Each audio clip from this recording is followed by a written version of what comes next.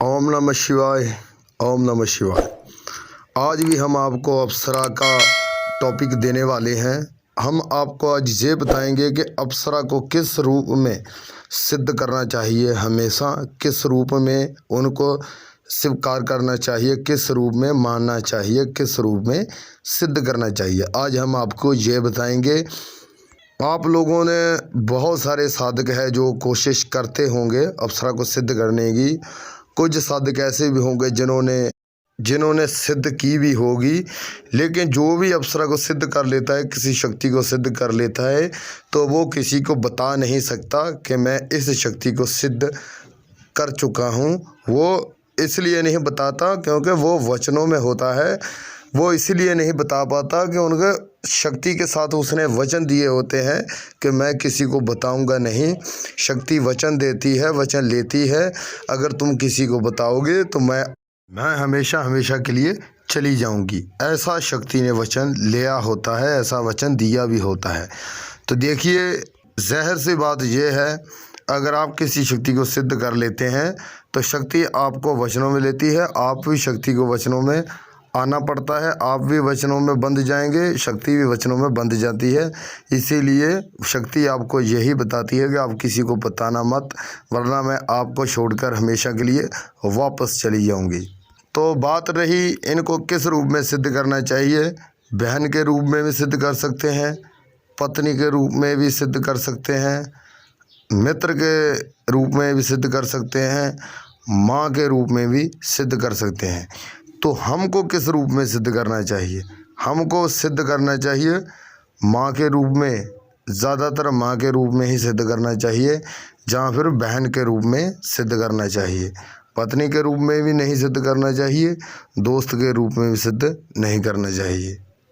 कुछ लोग ऐसे भी होते हैं जो पत्नी के रूप में भी इनको सिद्ध करते हैं, और कुछ लोग ऐसे भी होते हैं जो मित्र के, दोस्त के रूप में भी इनको सिद्ध कर लेते हैं।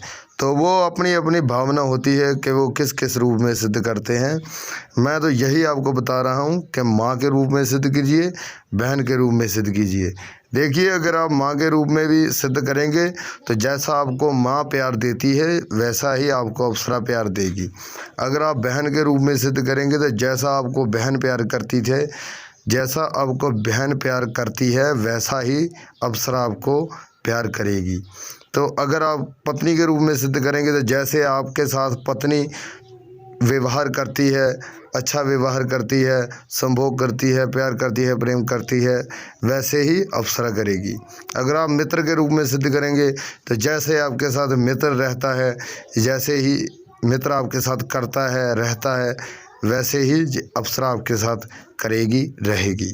तो हमारा मानना तो यही है कि इनको माँ के रूप में सिद्ध करना चाहिए, जहाँ बहन के रूप में सिद्ध करना चाहिए। अगर आप पत्नी के रूप में सिद्ध करते हैं तो दुनिया की कोई भी ताकत आपको हिरा नहीं सकती, नीचे नहीं लगा सकती। देखिए, पत्नी के रूप में अगर आप सिद्ध करते हैं, आपने जब इनको पत्नी के रूप में सिद्ध करना है तो आपने क्या करना है, साथ में ये भी बोलना है कि हे मेरी अप्सरा, मैं आपको पत्नी के रूप में सिद्ध करना चाहता हूँ। तो मैं शादीशुदा हूँ, मैं चाहता हूँ कि मैं अपनी पत्नी को भी साथ में रखूँ और आपको भी पत्नी के रूप में साथ में रखूँगा। आपने ऐसा बोलना भूलना नहीं है। अगर आप पत्नी के बारे में नहीं बताओगे तो फिर लोचा हो सकता है, संकट आ सकता है। अगर आप पत्नी का पहले ही बता देंगे तो फिर आप पत्नी को भी रख सकते हैं और अप्सरा को भी रख सकते हैं पत्नी के रूप में। तो आपने पहले बताना है कि ये बात है, ठीक है। जैसे हमने आपको बताया है वैसे आपने बोलना है अगर आपने पत्नी के रूप में इनको सिद्ध करना है। तो हमने आज आपको बता दिया कि इनको किस रूप में सिद्ध करना चाहिए।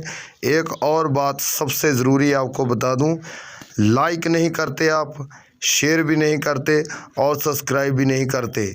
आप सब कुछ सुन लेते हैं, हमारी वीडियो को देखते भी हैं, सुनते भी हैं, लेकिन आप लाइक नहीं करते। तो लाइक भी कीजिए। हमको लाइक करेंगे तो हमको बहुत ज़्यादा सपोर्ट मिलता है आपका, और हम आपके लिए और भी आसान से आसान साधना लेकर आते हैं, आते रहेंगे और आपको साधना देते रहेंगे। और लाइक शेयर सब्सक्राइब करना मत भूलिए, बाद में आप भूल जाते हो तो अभी कीजिए। अब हमें इजाज़त दीजिए। ओम नमः शिवाय।